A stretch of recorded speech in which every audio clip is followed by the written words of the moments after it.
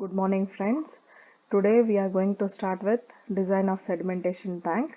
Already we are done with the basic theory of sedimentation tank, how it works and how the water when it enters the sedimentation tank undergoes settling and the solids are being removed. So let's start with the design of sedimentation tank today. So in this presentation you'll be studying the various design elements that are to be considered for the design of sedimentation tank.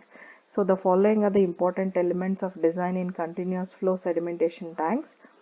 First one is detention period and displacement efficiency, overflow rate and surface loading, basin dimensions, inlet and outlet arrangements, and sludge removal devices. So first we shall go with the detention period and displacement efficiency. Usually we know that what the detention period means. Now here theoretically it can be taken as a time by a particle of water to pass between entry and exit of a settling tank. So if V is the volume of the basin, Q is the discharge rate and T naught is the detention period, then we have T naught, that is detention period, is equal to the ratio of volume by discharge. So volume can be expressed as length into breadth into height divided by discharge. Okay, that gives us the detention period. And the value of detention period usually depends upon the type of suspended impurities in water, and it may vary. It may vary from 4 to 8 hours in plain sedimentation tanks.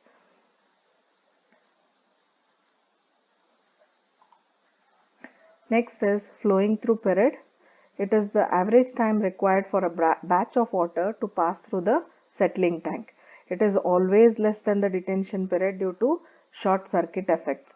Short circuit effect is nothing but the water without settling, if it passes through the sedimentation tank, that is, it enters the inlet and passes out through the outlet, then it is called as short circuiting. That is, without settling, if the water passes, a batch of water passes through the settling tank, we call it as short circuiting of water. The flowing through period of an existing tank can be determined by placing sodium chloride in the influent and testing for the chloride content of the effluent. Next is displacement efficiency, which is denoted by eta D. It is defined as the ratio of flowing through period to the detention period, and it varies from 0.25 to 0.5 in plain sedimentation tanks.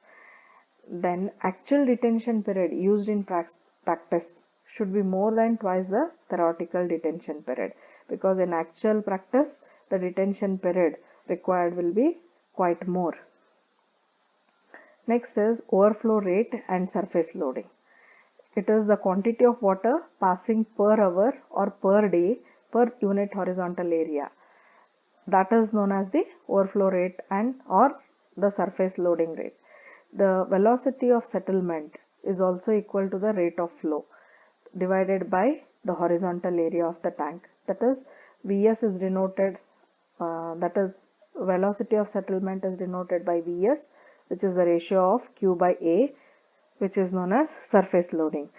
And here, if Vs be expressed in centimeter per second, Q be expressed in liters per day, A be expressed in square meters, then Q by A in liters per day per square meter will be the unit of measurement for surface loading. The next is basin dimensions. The surface area of the basin is determined on the basis of the overflow rate or surface loading rate. Thus, surface area A is equal to volume of water in liters hour divided by surface loading rate in liters per hour per meter square. The length to width ratio of rectangular tanks should preferably be from 3:1 to 5:1.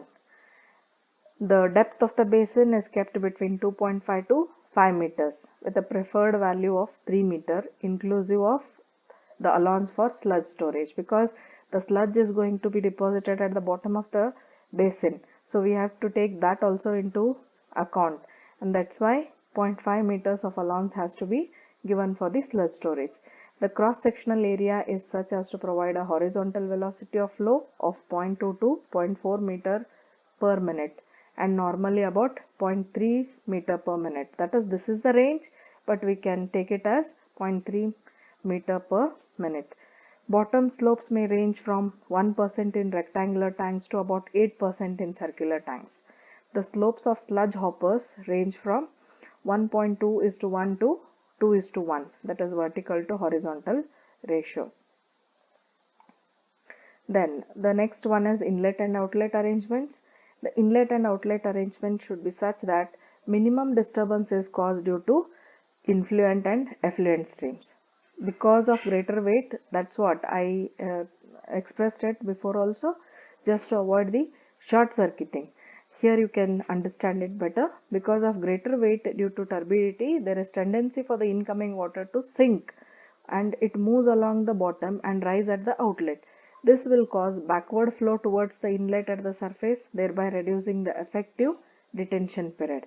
Therefore, some inlet arrangements are to be made such that ideal inlet structure should possess it should uniformly distribute the water as uniformly as possible across the width and depth of tank, and mix it with the water already in the tank to prevent density currents, minimize large scale turbulence, and initiate longitudinal or radial flow so as to achieve high removal efficiency. Then, to achieve the above requirements, each inlet opening must face a baffle. Already you know what is a baffle. Uniform velocity can be attained by passing the water through a straining or dispersion wall perforated by holes or slots. These slots, that is the holes, should be such that velocity of flow through the slots is about 0.2 to 0.3 meters per second and head loss is 1.7 times the velocity head. Diameter of the hole should not be larger than the thickness of the diffuser wall. Then coming to outlet arrangements, it consists mainly of weirs, notches or orifices, effluent trough or launder and outlet pipe. And weir loading rates are limited to prevent high approach velocities near the outlet.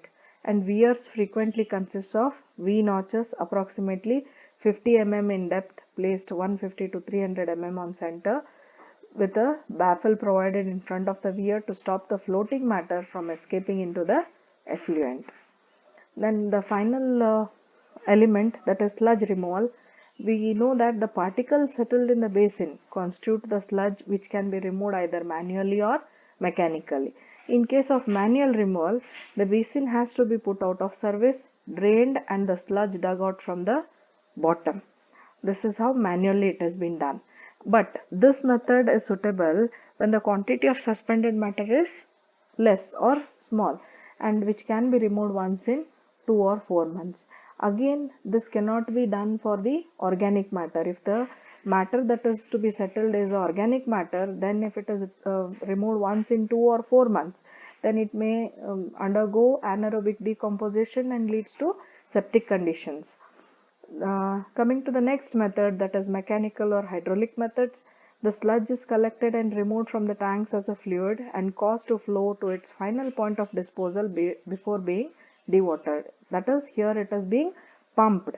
Generally, you can understand it here, traveling or rotating scrappers are installed to maintain the fluidity and to transport the sludge to one or more outlet points from where it is sucked out through sludge pipe connected to sludge pump. Okay, so this here, by this I end with this presentation wherein you have come across all the design elements that are to be considered for the design of sedimentation tank.